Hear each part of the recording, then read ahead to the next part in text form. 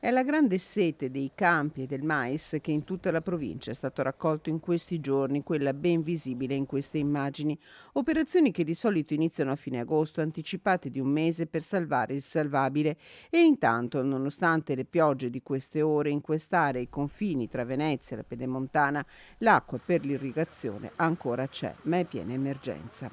Anche i consorzi che sono a monte di acque risorgive hanno visto le derivazioni dal Brenta ridursi al lumicino perché anche il Brenta è in sofferenza, non ha più acqua.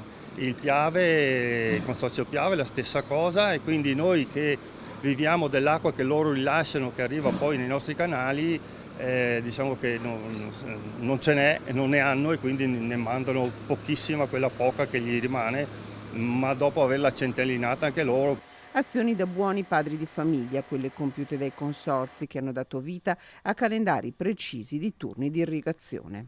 I consorzi fortunatamente si sono dotati di un sistema di turnazione che hanno permesso di mettere l'acqua in zone, in giorni specifici, su zone specifiche, in modo che almeno in quella zona ci sia la possibilità di irrigare, altrimenti se l'avessimo lasciata così allo scorrimento naturale non ce ne sarebbe stato per nessuno.